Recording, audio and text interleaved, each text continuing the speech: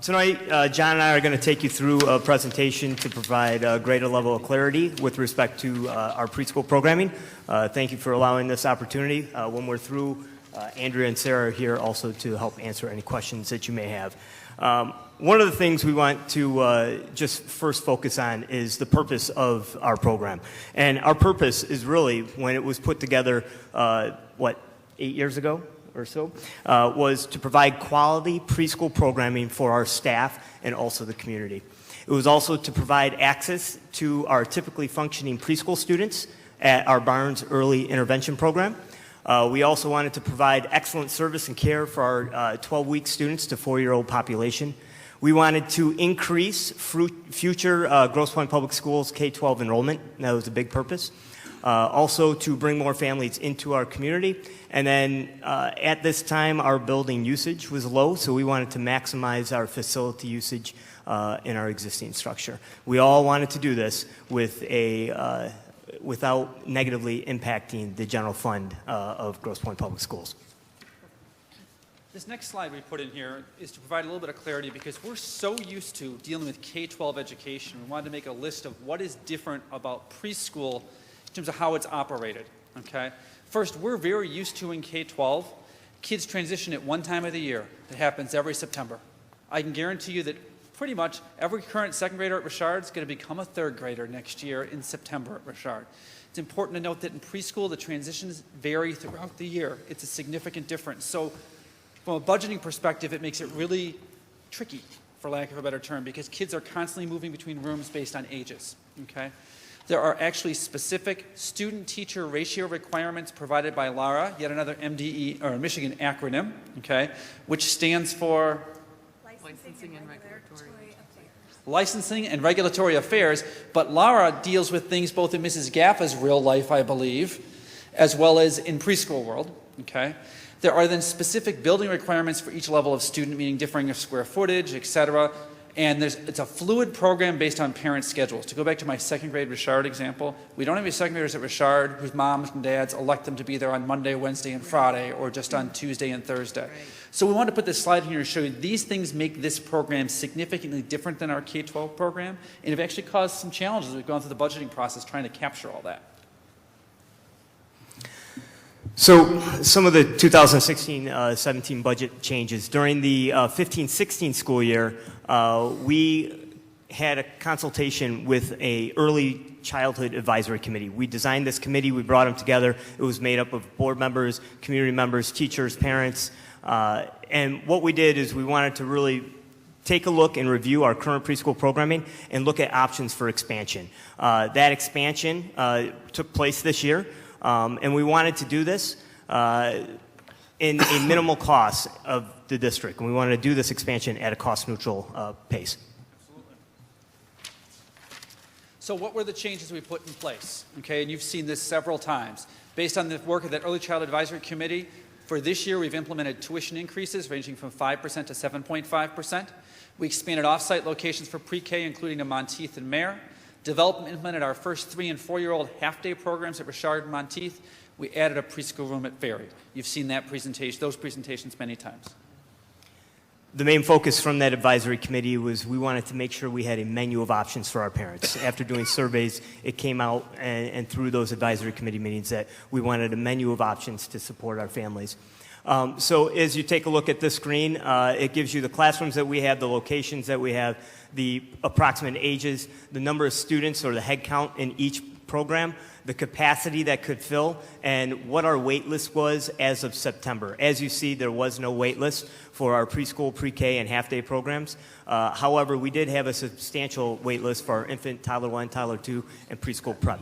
Those wait lists, if we talked about them now, may be different because this was back in September. Families have made plans, since then, but that was what our wait list was as of the beginning of the program.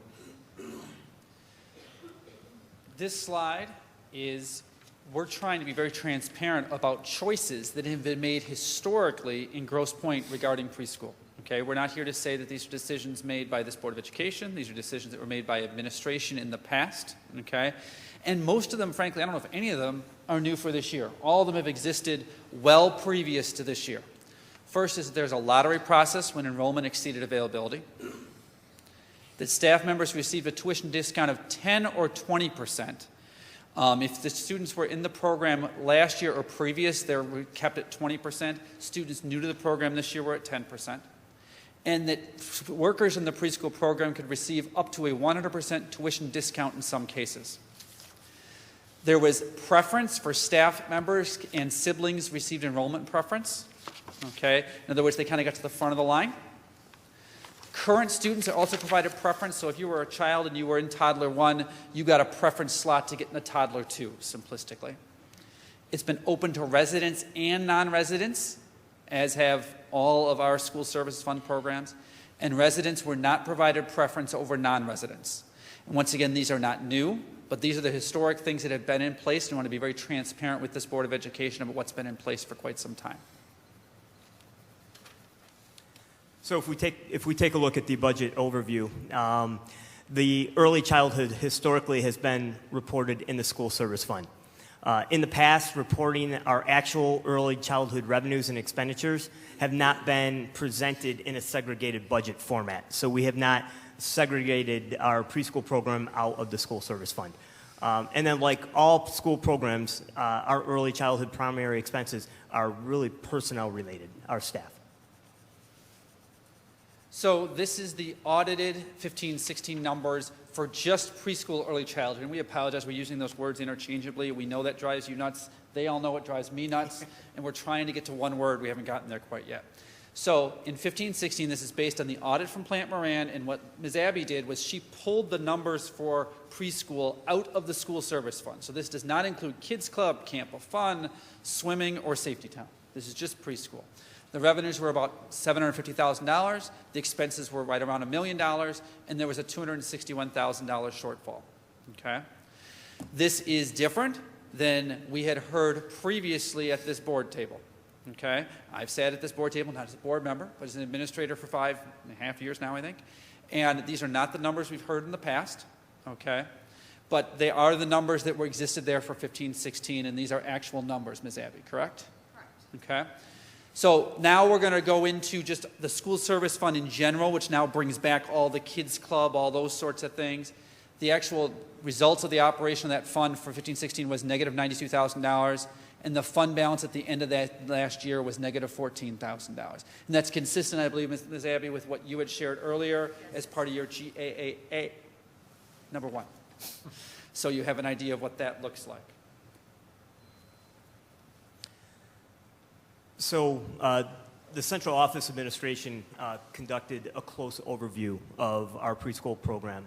In October, we sat down and we really started to dive in to why this was happening. And we took a look at our anticipated early childhood revenues for this current coming year with doing the expansion. And we found that the revenue was just around $1.2 million. We saw that our expenses were around $1.4 million. And our anticipated net impact was a negative $147,000. As you see, the expansion of the program actually brought us closer to cost neutral, but obviously $147,000 is not acceptable. This included the salaries, fringe benefits, leadership costs, supplies, licensing fees, staff training, but it did not include the indirect cost. And just for clarity, Ms. Fanning, could you go back 2 slides to the one from earlier? And I should have said this. This information did not come to Keith's and my attention until after the audit was provided to us in November. So just so you kind of have this idea of the timing of this, this was not information that we had previous to November. Is that correct? So in November we had learned this, and go one forward. We figured out this in early October as we were working through some things. So now we're going to move into, please, Ms. Fannin, how did this happen? Because the first thing, when I saw that negative $147,000, after Keith calmed me down for a minute, because I was not calm, we've tried to figure out how did this happen. And we came to the following 7 bullet points.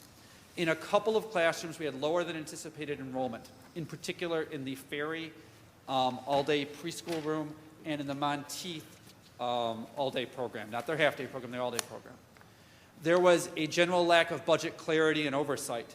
That we didn't know this was happening until October, and we didn't know that we'd lost the degree of money we had until November. It's unacceptable.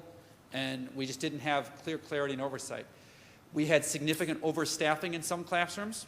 By overstaffing, I mean more staff members than the ratios required under LARA. In some case, staff members were approved to work, hired into the district at premium pay levels, more than we had budgeted for them in order to recruit them.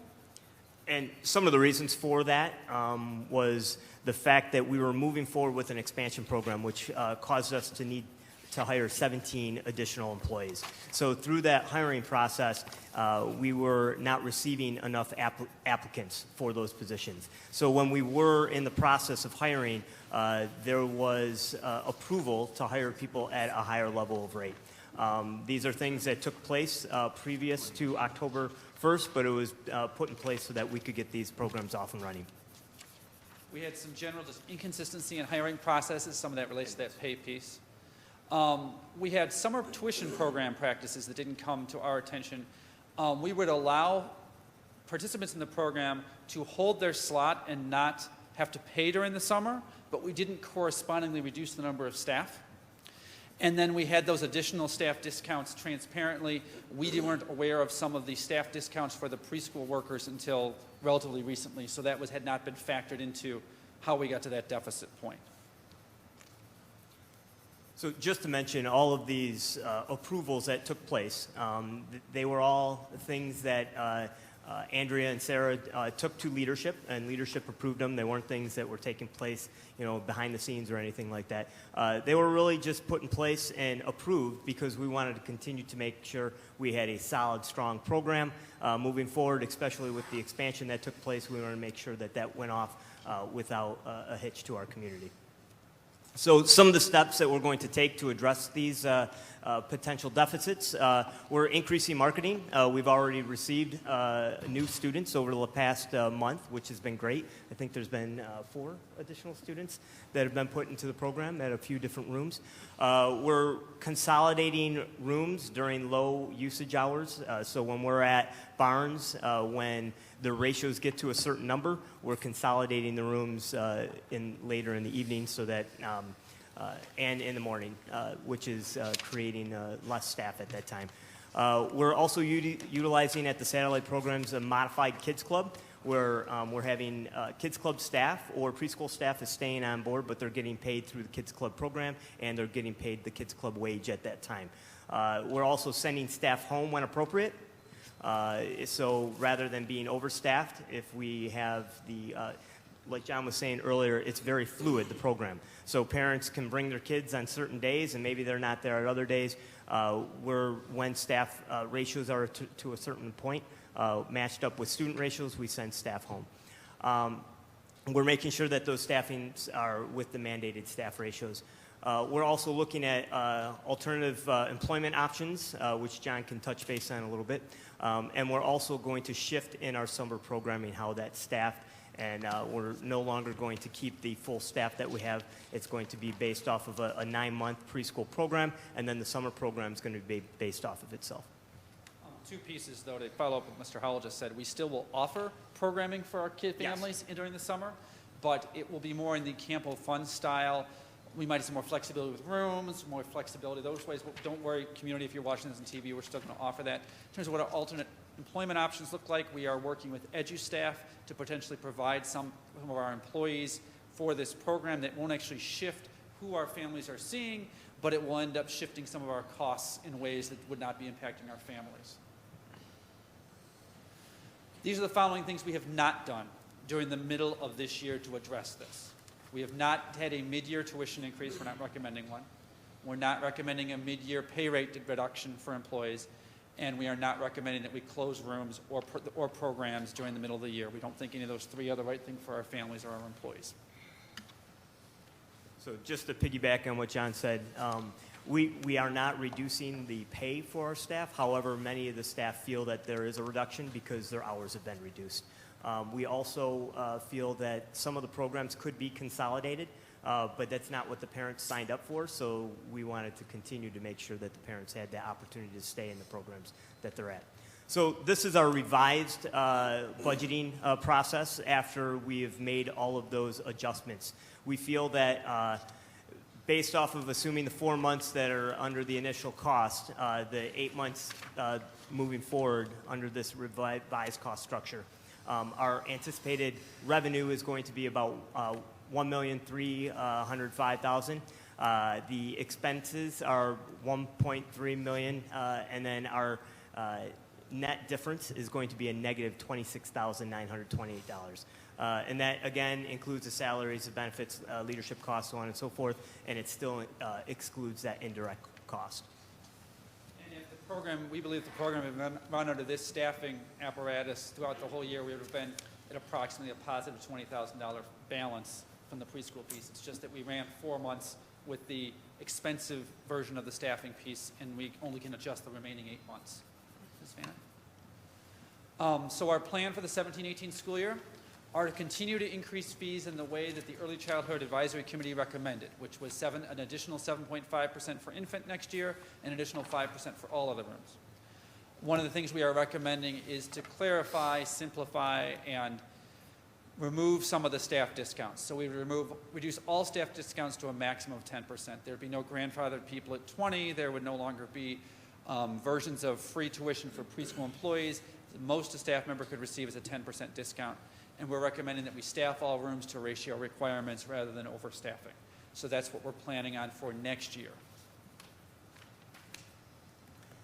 So based off of those recommendations, if we take a look at what our revenues will be at the end of the 2017-18 school year, we're projecting that the revenue will be about $1.3 million, almost $1.4 million actually. The expenses $1.27, and then our anticipated net impact is going to be $120,000. And at that time, we feel that we will be running at a very cost-neutral program.